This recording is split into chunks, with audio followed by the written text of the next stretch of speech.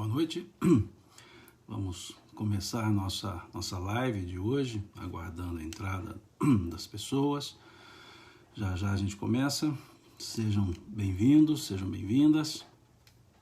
Só um segundinho aqui, a gente já começa o nosso estudo. Tá? Só mais um tempinho aqui para o pessoal ir entrando. Conforme nós combinamos, 8 horas, eu sempre começo 2 minutinhos depois para eu me programar aqui para as 21 o Instagram me avisar do encerramento. Ok? Muito bem-vindas, muito bem-vindos, com alegria, né? Vamos começar hoje o estudo do capítulo 9 do livro terceiro das leis morais, lei de justiça, amor e caridade. Né? Então nós vamos conversar um pouco sobre esse ponto aqui, né? Só mais um segundinho e a gente já começa, né? Tem uma pessoa que mandou uma mensagem, peraí, já tô, como brincamos com os alunos, tô operando. Vamos lá, só mais um pouquinho e a gente continua. Né? A gente já começa, na verdade, né? Não vou dizer continua, a gente começa. Só uma adequação aqui. Ok. Vamos lá, né? Vamos trabalhar. Bom, então hoje nós começaremos o tópico a lei de justiça, amor e caridade. E aqui estuda-se, então Kardec propõe o estudo da justiça e direitos naturais, direito de propriedade, roubo, caridade e amor ao próximo e o amor materno e amor filial. Então estamos começando lei de justiça, amor e caridade a partir da questão 873 do Livro dos Espíritos, né? A partir da questão 873. Então, nesse segmento, vamos avaliar ou analisar ou comentar ou conversar sobre o próprio título que Kardec propõe. Lei de Justiça, Amor e Caridade. Então, vai trabalhar o aspecto da justiça, trabalhar o aspecto do amor e da caridade. Aqui a gente chama atenção para um aspecto no próprio título do capítulo, quando se coloca amor e caridade. Porque se nós olharmos essas duas palavras, na expressão latina, as duas palavras significam a mesma coisa, significam amor. Caritas, caritatis, amor. Então, aparentemente, o próprio título da lei, a própria denominação da lei, justiça, amor e caridade, nós teríamos aparentemente uma repetição, amor e caridade. Mas para a gente entender isso aqui, para a gente entender esse aspecto do porquê amor e caridade, nós vamos nos valer do pensamento grego para essa ideia. Porque na língua grega, no pensamento grego, nós temos amor, para nós é uma palavra só, e pode exprimir diversas sensações. Por exemplo, o amor materno, amor paterno, amor de irmãos, amor conjugal, o amor apaixonado, a paixão em si, acaba que nós chamamos tudo por amor. E na estrutura grega nós temos uma palavra para cada um desses tipos de amor. Então nós temos ali o eros, que é esse amor, por assim dizer, epitelial, né? Esse amor da paixão, esse amor das sensações. Temos o estorgé, que é o amor familiar, é o amor entre família, entre os seus, os consanguíneos ou os afins. E temos a palavra fileo, que é o equivalente à amizade fraternal. E o ágape, que é o amor da transcendência, é o amor divino, é o amor que se liga a Deus. Então aqui, quando nós percebemos amor e caridade, nós teríamos aqui ágape e fileo. A ideia caridade, a palavra caridade, do grego, ela vem do fileo. Fileo é o amor da amizade fraternal. Daí a palavra filantropia. Filantropia, derivada do fileo, do amor. O amor da amizade, o amor que não se cobra, o amor que nada exige, o amor da convivência ou não convivência, é o gostar, é o estar com o amigo. Né? É aquela ideia que Jesus coloca lá, o evangelista João nos traz com muita precisão, Jesus dizendo, já não mais vos chamo servos, porque o servo não sabe o que faz o seu senhor. Tenho-vos chamado amigos, pois tudo quanto aprendi do meu Pai vos tenho dado a conhecer. Veja, tenho-vos chamado amigos. Essa é a ideia, fileo. é a amizade, é aquele amor genuíno, gratuito, a amizade. Essa é o que está na caridade, é o sentimento da caridade, o phileo. E o amor, aqui na letra, no título, é o ágape, o amor divino, é aquele amor da transcendência, é o amor da relação com Deus. Então aqui nós temos lei de justiça, amor a Deus e amor ao próximo. Olha que interessante. O próprio título, quando então coloca lei de justiça, nós vamos avaliar a justiça de Deus, a lei natural, mas vejamos a ideia, né, que Kardec reserva para a última lei. Amor, lei de justiça, amor e caridade. Amor, ágape, a Deus. Caridade, phileo, amor ao próximo.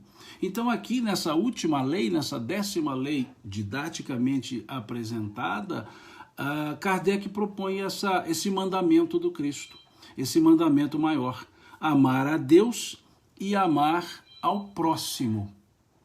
O próprio título já é reflexivo e já nos faria ficar um tempo analisando isso.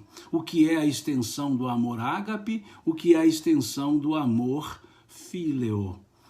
E é interessante isso, Kardec ter essa perspicácia, no bom termo da palavra, de, no título, já nos dizer, aqui está o mandamento maior, amar a Deus, amar ao próximo.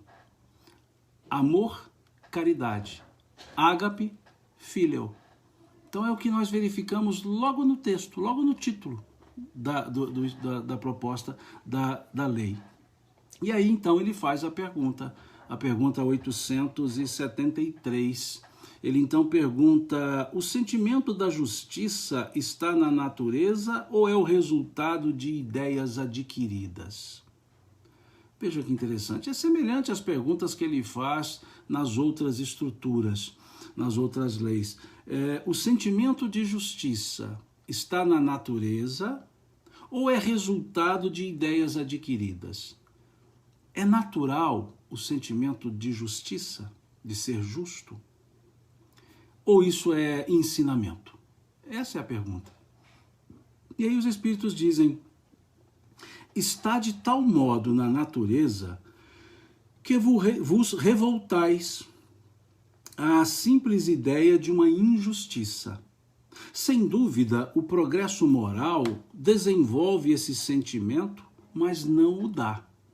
Deus pôs no coração do homem, do ser humano, eis porque encontrais frequentemente em homens simples e incultos noções mais exatas de justiça do que pessoas de muito saber, do que entre pessoas de muito saber. Interessante esse raciocínio, essa resposta do espírito, né, dos espíritos. Estou vendo aqui a Eliane, foi a primeira vez que eu a vejo aqui, lá de Lusiânia. Um alôzinho para a Eliane, esposa do Rui, grandes amigos os dois. Vejam que interessante. A resposta dos espíritos, ela parte da inversão do entendimento. Vejamos que pergunta se o sentimento de justiça é da natureza. E eles respondem com a ideia da injustiça. Lembra que numa das lives, ou na última, não sei, ou numa live qualquer, nós falamos de uma figura de linguagem que nós chamamos de antítese, né? de contraposição, de inversão. E aqui a gente percebe muito essa figura de linguagem, a antítese, a gente percebe bem nessa frase, porque a pergunta é se a justiça está na natureza, e a resposta vem pela injustiça. Ou seja, utilizam-se a forma contrária, utilizam-se essa figura de linguagem, a antítese, para se fazer essa resposta. Vejamos, está de tal modo na natureza que vos revoltais à simples ideia de uma injustiça. Essa resposta dos espíritos, ela nos lembra o pensamento aristotélico. Quando Aristóteles trabalhava com a injustiça, ele trabalhava justamente essa ideia da oposição, da antítese. Ele pedia que observássemos o senso de injustiça. Era mais fácil ver nas pessoas o senso de injustiça do que o de justiça. Dizia ele que pela injustiça nós entenderíamos o valor da justiça. E a injustiça nos tocava mais do que a própria justiça. A ideia de uma injustiça nos tocava mais do que a ideia da justiça. Essa era a forma resumida, aliás, muito resumida, muito superficial, desse pensamento aristotélico. E os espíritos utilizam a mesma característica quando vão responder. Vejamos, está de tal modo na natureza, ou seja, o sentimento de justiça, está de tal modo na natureza que vos revoltais à simples ideia de uma injustiça. Então nós entendemos mais claramente o ato injusto. E talvez tenhamos dificuldade de definir o ato justo. Vejam que interessante. Definir o ato justo talvez seja mais difícil do que o ato injusto. Vejam como os espíritos trabalharam essa ideia. Como que, olha, nós que somos terrenos, nós entraremos num labirinto filosófico de definições de justiça, mas se nós observarmos nossa revolta por injustiça, nós entenderemos melhor o que é a justiça. Veja o caminho que os espíritos tomaram. Veja que interessante. Essa forma que os espíritos tomaram, que é a forma aristotélica. É a forma que Aristóteles nos traz para trabalhar o senso de justiça. Eu achei interessante isso. E depois eles vão trabalhando. Sem dúvida, o progresso moral desenvolve esse sentimento. Ou seja, o aprendizado, porque a segunda parte da pergunta é o resultado de ideias adquiridas. Não há dúvida que o desenvolvimento das ideias morais permite, né, ou desenvolve o sentimento de justiça, dizem eles, mas não o dá. Não o dá. Não é o ensinamento, isso é da natureza, é inato. É algo inato. Por que é algo inato? Pensemos nisso. Ah, porque a gente é reencarnação, então já aprendeu isso no passado. Não, não, não. É inato. Por que é inato? Nós, quando fomos criados à imagem e semelhança do Criador, simbolismo gênico. Mas nós trazemos a qualidade divina em nós. Deus é a inteligência suprema, nós somos os seres inteligentes. Então nós temos elementos da divindade que nos impulsionam para a evolução. Porque nós somos seres perfectíveis, dissemos isso aqui várias vezes. Somos seres perfectíveis. Se somos seres perfectíveis, a perfectibilidade está em nós. O aperfeiçoar é natural. E então nós temos o germe da perfeição. E no germe da perfeição está o senso de justiça. Por isso é que é inato. Por isso os espíritos dizerem aqui, mas não o dá. Vejamos, sem dúvida o progresso moral desenvolve esse sentimento, mas não o dá. Não é o ensinamento, isso já é, né? Como coloca a Renata aqui, Deus o pôs no coração do homem. Simbolicamente sim, filosoficamente sim. Mas é porque é da nossa natureza, Deus nos criou e nos deu não as suas características, mas nos deu a condição de desenvolvermos em nós, como atributo, aquela essência do Criador. Então, por isso é inato. Por isso é da nossa natureza. Está no impulso evolutivo colocado pelos Espíritos na questão 116 do Livro dos Espíritos, salvo engano. Na questão 116 do Livro dos Espíritos. Sim, diz aqui a Tatiane, vós sois deuses, vós dos deuses, disse Jesus. Sim, vós sois deuses. O Salmo 82. Esse vós sois deuses está lá no Salmo 82, muito bem lembrado. Está lá no Salmo 82. Está lá assim, eu disse, vós sois deuses. Isso está lá no Salmo 82. E no capítulo 10 do Evangelho de João, Jesus alude a esse salmo. E Jesus traz o salmo perguntando. Ele faz uma pergunta que é incisiva. Ele diz, o salmista não disse, sois deuses? Como quer nos dizer, trazemos esse potencial. Então Jesus faz essa pergunta no capítulo 10 do Evangelho de João, sois deuses? Perguntando, não está escrito, o salmista não disse, sois deuses? E o salmista lá atrás, no Salmo 82, vai dizer isso. Então é esse aspecto, muito bem lembrado aqui, Tatiana, muito bem lembrado, esse aspecto que nós temos o D de Deus, mas o D minúsculo. O D maiúsculo, Deus, mas nós temos esse D minúsculo. Então, por isso, é inato. Daí nós entendemos a resposta. Sem dúvida, o progresso moral desenvolve esse senso, mas não o dá. Não é por aprendizado. Nós podemos aprender sobre as leis, veremos isso depois, logo à frente, mas o senso de justiça não. E para facilitar o entendimento, o que os espíritos fazem? Uma provocação, dizendo: vos revoltais à simples ideia de uma injustiça. Como que dizendo, observa que você tem uma revolta pela injustiça. Isso lhe mostra o senso de justiça. Olha que interessante, muito interessante. E depois diz, continua a resposta: Deus o pôs no coração do homem, o senso de justiça. Eis porque encontrais frequentemente em homens simples e incultos noções mais exatas da justiça do que entre pessoas de muito saber. Muito legal, muito legal. Eu achei muito legal essa resposta, né? Uma resposta tranquila, passeou pela filosofia aristotélica, foi a ideia do Gênesis. É muito legal, eu fico encantado quando eu vejo esse tipo de concisão que os espíritos conseguem, e ao mesmo tempo uma concisão que nos dá como uma semente. É uma resposta concisa que, se colocamos na terra e adubamos, ela vai se abrindo e transforma-se numa árvore de tanto ensinamento. Cada frase aqui nós vamos tendo ensinamentos, desdobramentos. Eu me encanto quando eu vou observando isso, me encanto mesmo. E aí sigamos. E olha que justiça é um tema árido e que não há consenso para as definições. Não há consenso, nós veremos.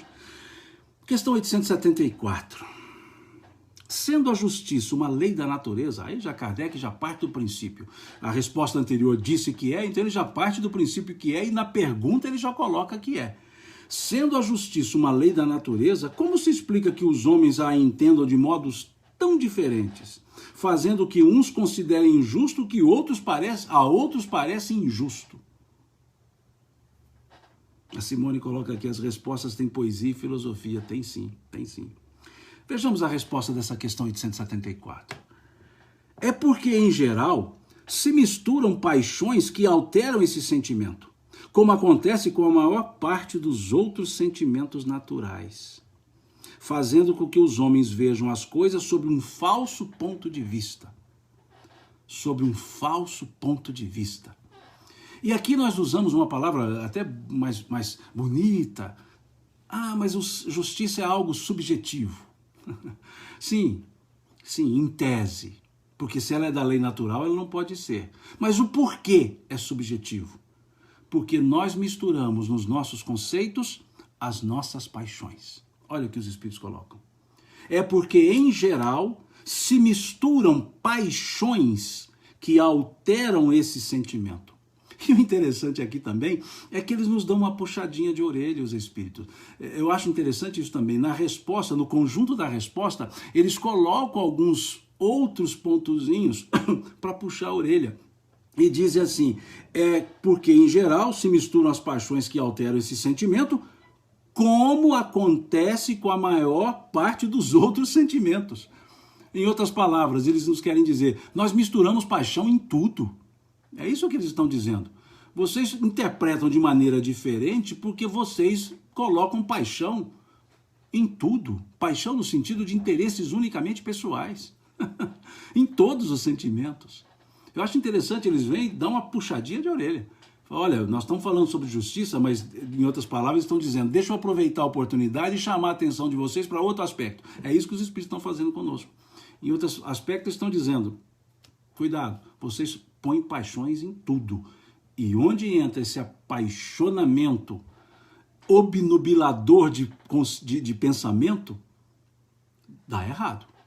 Então, razão, pensamento, consciência, para mitigar, não para anular, mas para mitigar o efeito das paixões. Então vejamos, por que as pessoas interpretam para um é justo, para outro não é? Paixões, interesses, exclusivismos, personalismos. É isso que os espíritos estão respondendo. E aí, vamos para a questão 875, que é curta, mas que demanda muita coisa. Como se pode definir a justiça?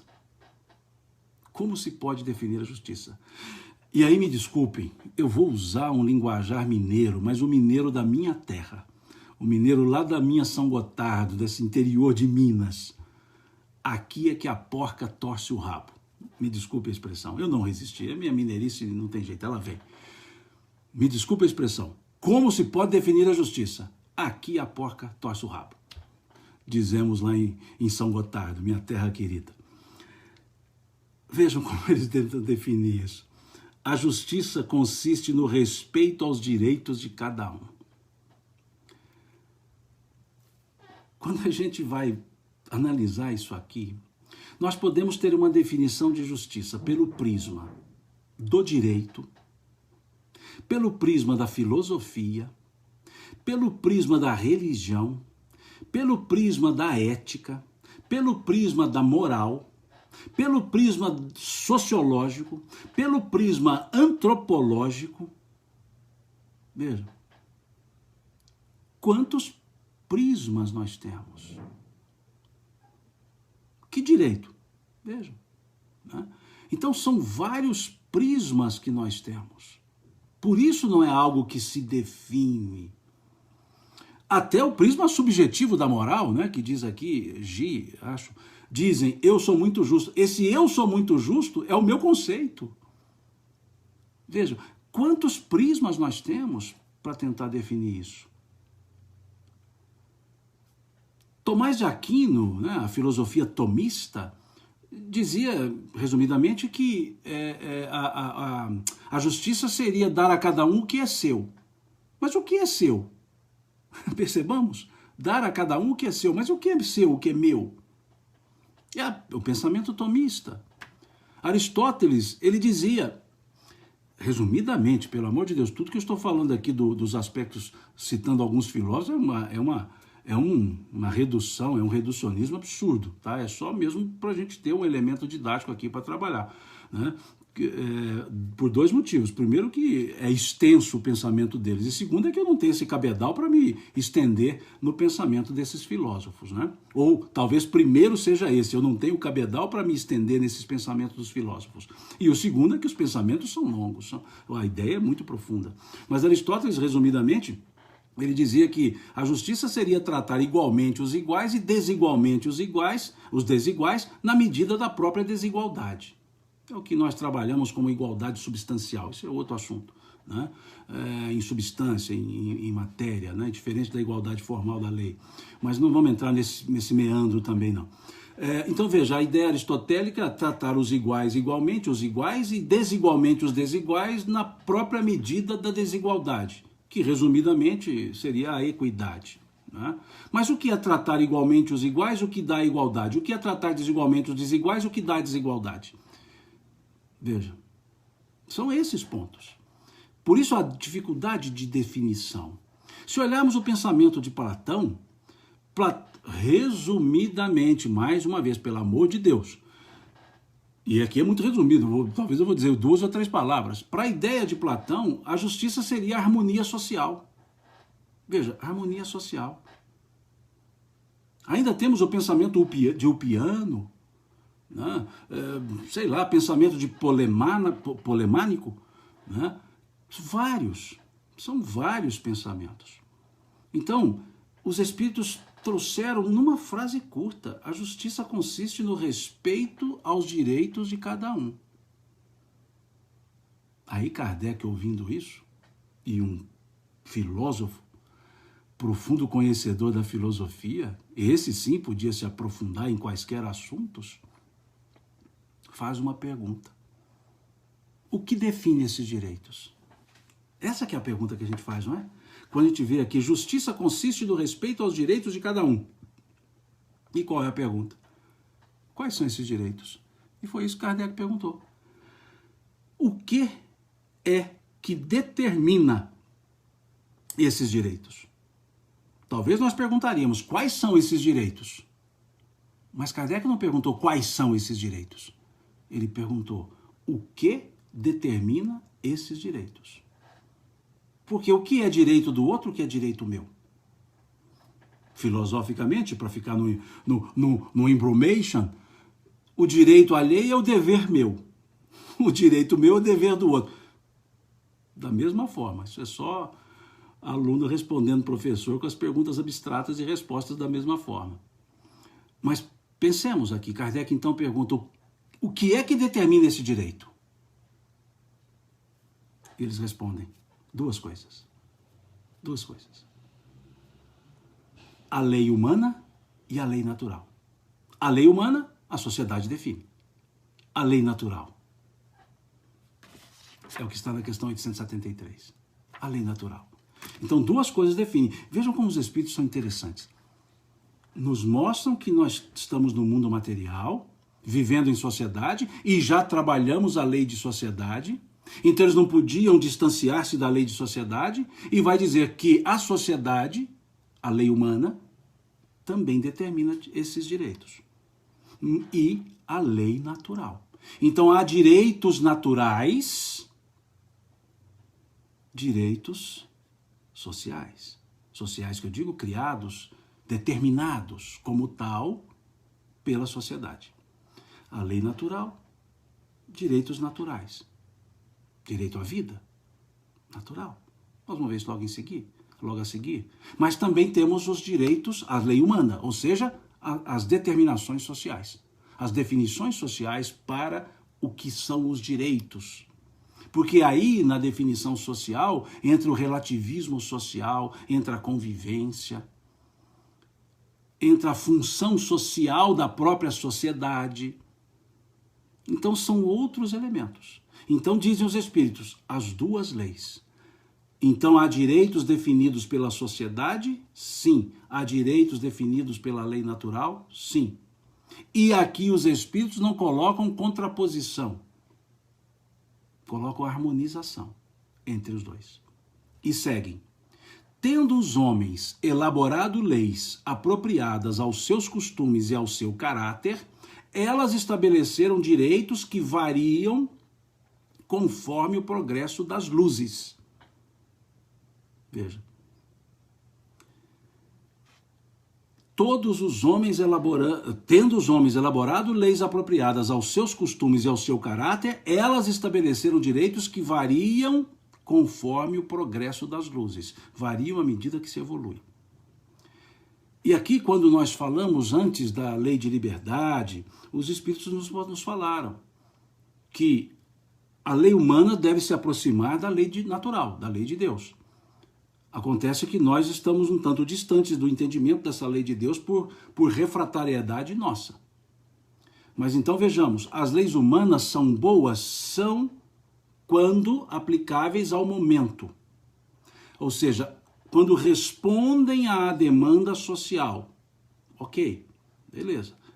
E isso vai mudando com o progresso das luzes. Depois nós veremos isso. Tem outra questão que vai trabalhar esse assunto de novo, e aí nós vamos trabalhar de forma mais detida nessa outra questão. E seguem. Vede se as vossas leis de hoje, embora imperfeitas, consagram os mesmos direitos que as da Idade Média. Mesmo hoje imperfeitas, são melhores do que as da Idade Média. Vamos avaliar os melhores? Estão em consonância com a necessidade da agora, e aquelas leis da Idade Média, olhando com o olhar da agora, por não estarem em consonância com a necessidade de agora, elas são tidas como piores. Mas para a época, estavam em consonância. Perceberam? É por esse aspecto que nós temos que olhar essa relatividade. Quando fala aqui progresso das luzes, é uma forma simbólica, filosófica que os espíritos utilizam. Eles dizem progresso das luzes, ou seja, progresso da inteligência. Luzes aqui no segundo sentido da inteligência, do desenvolvimento moral, cultural, né? Lembrando aquele período das luzes lá, das outras questões. E segue. Entretanto, esses direitos antiquados, que agora vos parecem monstruosos, pareciam justos e naturais naquela época. Nem sempre, portanto, o direito instituído pelos homens é conforme a justiça. Entendendo aqui justiça, a lei natural, o direito natural.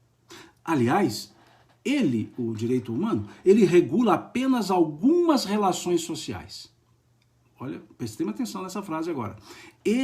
A lei humana, o direito humano, regula apenas algumas relações sociais, enquanto na vida privada há uma infinidade de atos que competem exclusivamente ao tribunal da consciência. Forte essa frase. Aliás, o direito humano, a lei humana, regula apenas algumas relações sociais, enquanto na vida privada, íntima, há uma infinidade de atos que competem exclusivamente ao tribunal da consciência. Aí sim é a relação com Deus. Aí sim é a relação nossa com Deus. Então há uma evolução nas leis humanas? Sim, se a sociedade evoluiu. Aqui é um ponto a se pensar. A sociedade evolui. A dicotomia direito natural versus direito positivado, isso há de infinito, né? Essa dicotomia. Porque o direito positivado, ele vai refletir essa realidade, a realidade do momento. O direito positivado vai trabalhar com o status quo. Não o status quo ante, mas o status quo, aquele verificado. E aí ele tem a sua ressonância, ele tem a sua aplicabilidade. Agora, o direito natural, ele vai ele vai além. O direito à vida. Se o direito positivado diz que pode matar, por exemplo, pena de morte, a lei natural diz que o direito à vida, materialmente falando, ele é inalienável. Eu não posso abrir mão dele. É da natureza. Então, muitas vezes, o direito positivado, refletindo o caráter social, ele choca com o direito natural. Nós veremos logo à frente. Então, é importante perceber que ele tem aplicabilidade. Por isso os espíritos dizerem que esse direito, ele regula apenas algumas relações sociais. Algumas relações sociais. Não todas. Não todas. Nem todas. E aí, então, o que é a ideia? A lei natural é a justiça progressiva, é a justiça evolutiva. E o que é, então, essa lei humana? É aquilo que nós podemos chamar de justiça corretiva. O que é a justiça corretiva? Mais uma vez, vamos lá no pensamento aristotélico. Lá em Aristóteles, mais uma vez. Quando ele trabalhava a ideia que ele chamava de equilíbrio rompido. O que ele entendia quando dizia tratar igualmente os iguais, desigualmente os desiguais, na medida da própria desigualdade? Pode haver, e o equilíbrio social lá de Platão, né? Pode haver o rompimento desse equilíbrio, dessa harmonia social. Então há um equilíbrio rompido. Quando há o equilíbrio rompido, precisa de uma justiça externa, precisa da justiça humana, precisa dessa justiça que os espíritos chamaram de lei humana. É uma ação de um terceiro, a sociedade. É uma ação de um terceiro para resolver esse que aqui colocado na questão, esse desequilíbrio rompido.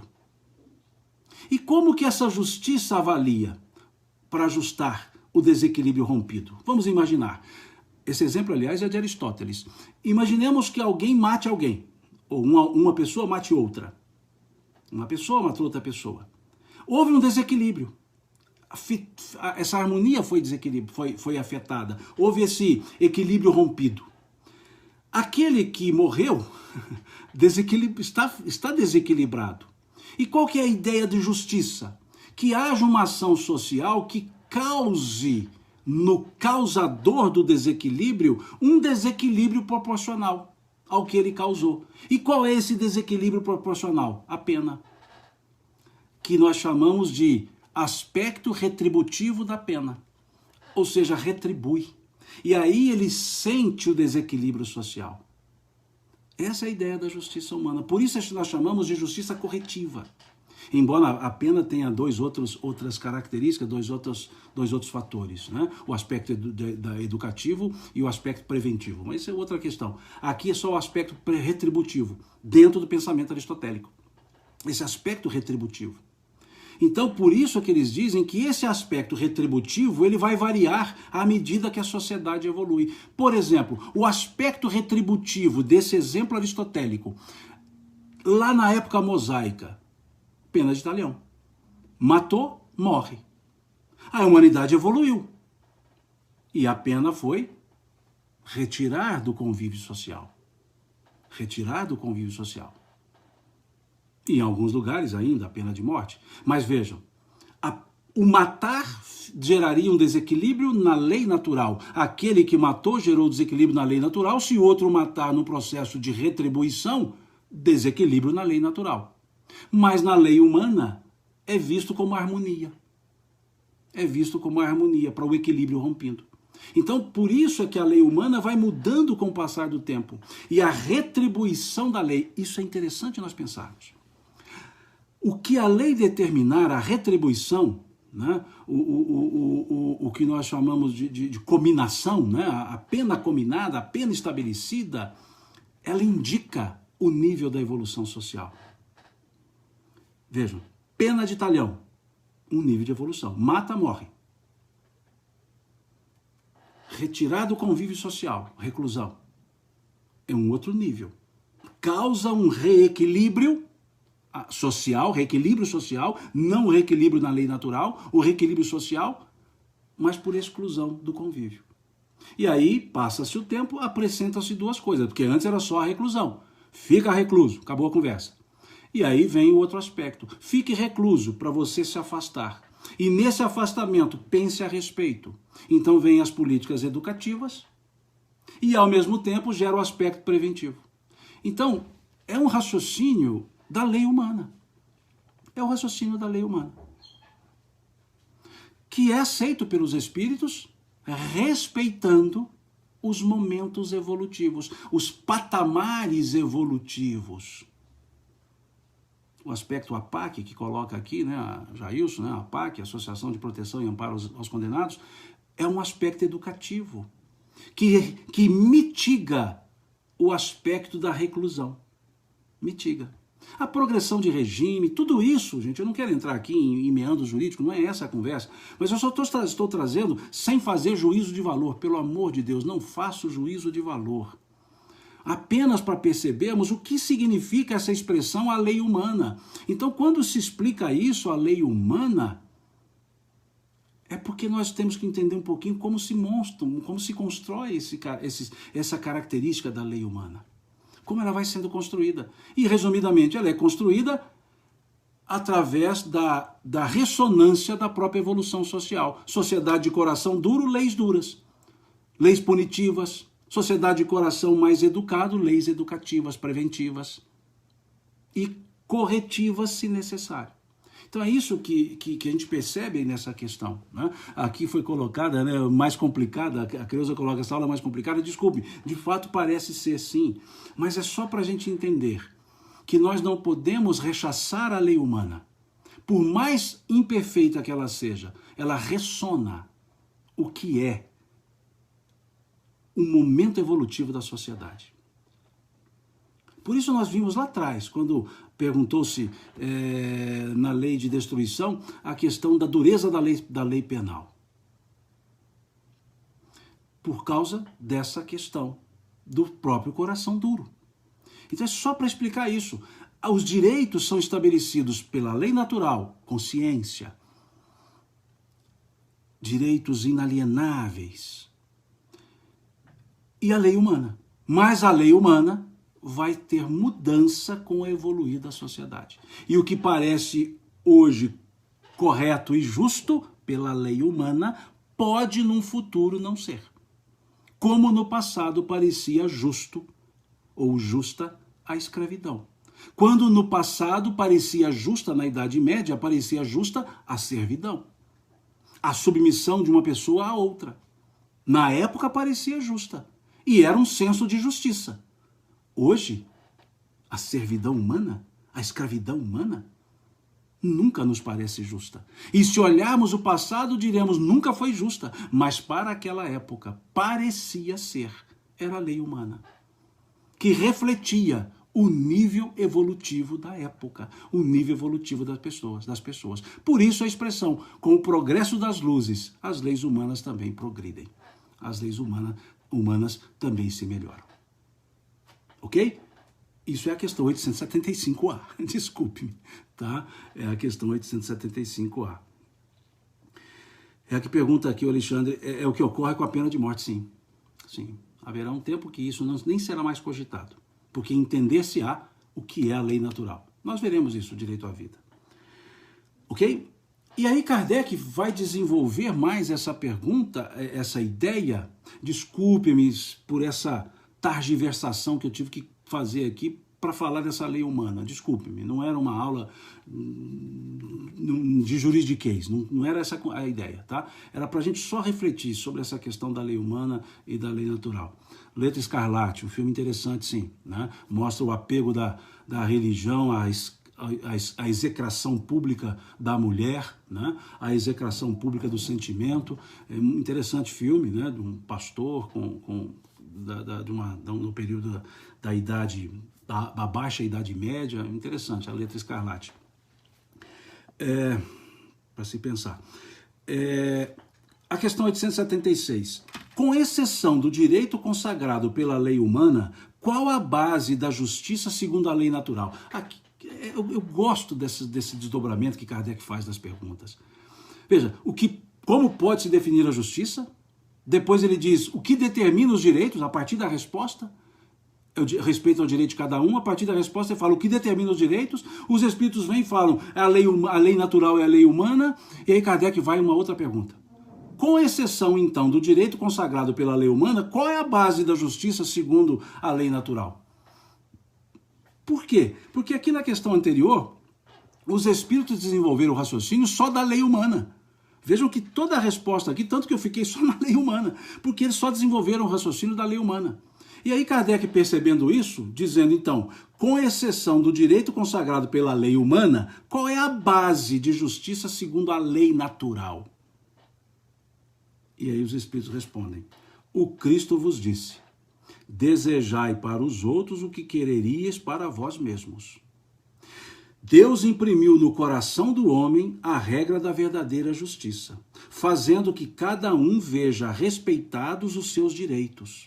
Na incerteza de como deve proceder em relação ao seu semelhante e em dada circunstância, o homem deve perguntar a si mesmo como gostaria que os outros procedessem com ele, em idêntica circunstância.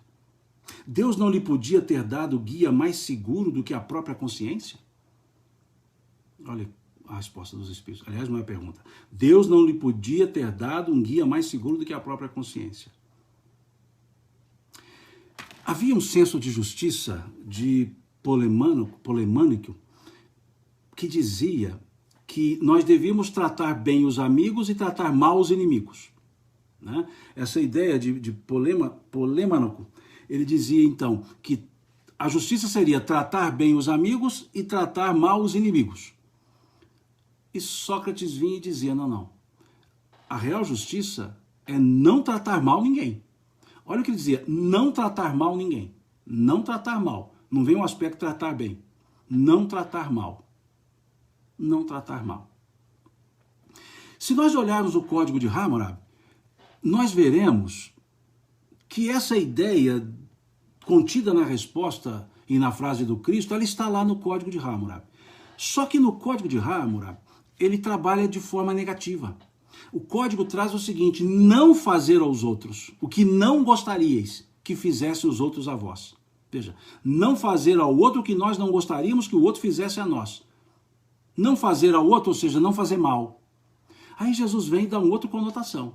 Ele não diz não fazer ao outro o que nós não gostaríamos que o outro nos fizesse. Ele disse fazer ao outro o que nós gostaríamos que o outro nos fizesse. Fazer ao outro.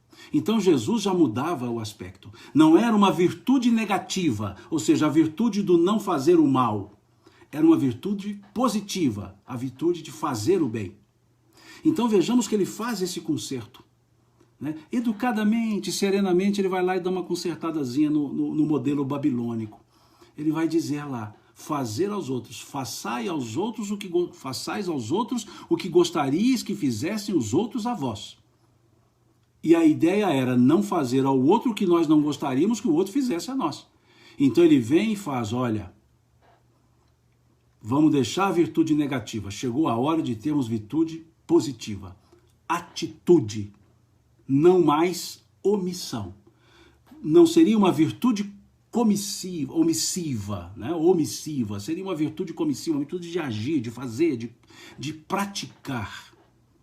Então aqui, quando Kardec pergunta qual seria a base para o senso de justiça, ele vai dizer, o Cristo vos disse, desejar para os outros o que gostarias que para vós mesmos. Perfeito isso. E aí entramos em algo que foi colocado, acho que a Tatiane colocou, o nosso limite é o outro. O outro. Sim, é perceber no outro os desejos que eu tenho e que gostaria de ser respeitados. E eu passar a respeitá-los também na outra pessoa. Que Dona Teresa de Brito chama de atitude de amor. Atitude de amor. Porque no amor virá o respeito. Virá o entendimento, a compreensão, a espera, o agir. Lei de amor, justiça, amor e caridade. Então é essa a ideia quando o Cristo nos trouxe. Aí é o amor fíleo. Aí é o fíleo. O que gera a respeitabilidade é o fíleo. É o amor da amizade fraternal. Que é profundo esse amor. Amor entre amigos é um amor gratuito. Que não cobra, que não exige, que espera. Quando nós edificamos os outros amores na amizade, todos eles serão bons. Porque esse amor fíleo, né, o fíleo, o filantropio, a amizade, ela harmoniza as diferenças, porque respeita as diferenças. É muito legal isso. Eu já disse isso aqui outra vez, sei lá quando, uma letra de música que eu coloco como o símbolo do amor fíleo, o símbolo do fíleo, que é um prenúncio para o ágape, como nos fala a Marisa Arruda. É um prenúncio para o ágape. E é uma letra de música que mostra bem o que é a amizade. Que eu não vou cantar, obviamente, né, em respeito aos ouvidos de vocês. Afinal de contas, eu tenho o senso do ridículo, o bom senso. Mas a letra diz assim, gosto de você assim, como você é. Pode me amar assim, como você quer. Quero ter você e não quero saber, pois se assim não fosse, como poderia ser? De outro jeito, abraço os teus defeitos. Gosto dos teus olhos do jeito que me olham. Seja assim tão sua. Em casa ou seja assim, tão sua, desculpe. Seja sempre assim, né? Ou em casa ou na rua. Deixe que o vento penteie os seus cabelos. Mas faça dos meus olhos para sempre o teu espelho. Deixe que a noite traga a canção. Mas deixe que eu te guarde no meu coração.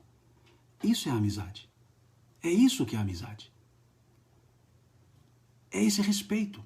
O amor sem a amizade, eros, ele cobra, ele exige, ele briga, ele discute. Porque é sensação, é toque, é paixão, é desequilíbrio.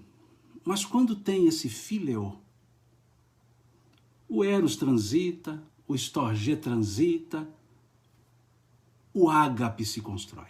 Por isso é o amor fundamental, o fíleo, que esse abrirá respeito para o eros para o storgé, que é o amor de família, e vai abrir o caminho para a construção do ágape, que é o amor divino. Então aqui nós temos filio, caridade, ágape, o amor. Lei do ágape e do filio, lei do amor e da caridade. Muito legal isso, né? Muito legal. E é justamente isso. Porque se desejamos aos outros o que queremos que eles nos façam, ou nos desejem, estamos sendo filio, estamos sendo fraternos. Né? Ah, lembrei-me da estrofe. Seja assim tão sua, mas me ame sempre igual, em casa ou na rua. Ou seja, seja assim o que você é, mas me coloque aí no meio, né? Em casa ou na rua, ou seja, na intimidade ou na estranheza. É muito interessante, é uma letra que não tem um autor, tem o autor, lógico, não se sabe quem é o autor. Ela é uma letra de domínio popular e é muito cantada no meio espírita, muito cantada no meio espírita, muito cantada. E, salvo engano, já vi ser cantada pelo Patufu, né? Se não me engano, né? Se não me engano. Sigamos, que ainda temos tempo, acho que não vamos ter tempo para analisar a outra pergunta, né? Vamos arriscar. Questão 877.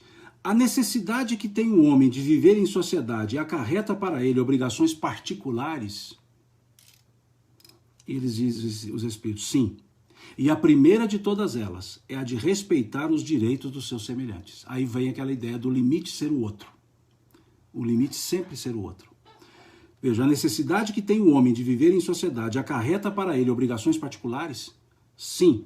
E a primeira de todas é a de respeitar os direitos dos seus semelhantes. Aquele que respeitar esses direitos sempre agirá com justiça. Em vosso mundo, onde tantos homens praticam a lei da justiça, cada um usa de represálias. Não, onde muitos homens não praticam a lei de justiça, desculpem, não praticam a lei de justiça, cada um usa de represálias. E é essa a causa da perturbação e da confusão da vossa sociedade. A vida social dá direitos e impõe deveres recíprocos. Vejamos que o verbo para os direitos é dar e o verbo para os deveres é impor. A vida social dá direitos e impõe deveres recíprocos. Então vejamos essa resposta. No nosso mundo, a maioria, ou seja, tantos homens, tantas pessoas não praticam a lei de justiça e cada um usa de represália, ou seja, cada um põe o seu senso de justiça, que normalmente é retributivo e punitivo, raramente educativo e preventivo. Raramente. A maioria do nosso senso de justiça é bem feito. Não é assim que a gente diz? Bem feito, fez por merecer. Não é assim? Isso é o que eles chamam de represália. Represália. Porque nos falta esse senso de justiça. Ok? Vamos encerrar aqui, né, essa nossa conversa de hoje. Não, tem mais uma questãozinha. Tem mais uma só que vai dar tempo. Que a gente encerra o tópico. Questão 879. Qual seria o caráter do homem que praticasse a justiça em toda a sua pureza? Oh, pergunta boa. Qual seria o caráter do homem que praticasse a justiça em toda a sua pureza? Olha a resposta. Olhemos a resposta. O do verdadeiro justo, a exemplo de Jesus, porque praticaria também o amor ao próximo e a caridade, sem os quais não há verdadeira justiça. Ponto final. Olha que beleza. Né? Ponto final. Qual seria o caráter do homem que praticasse a justiça em toda a sua pureza? O do verdadeiro justo, a exemplo de Jesus, porque praticaria também o amor ao próximo e a caridade, sem os quais não há verdadeira justiça. Qual é o título da lei, o nome da lei? Lei de justiça, amor e caridade. Amor, ágape, Deus. Caridade, filho, próximo. Amor a Deus, amor ao próximo. Vejam que interessante.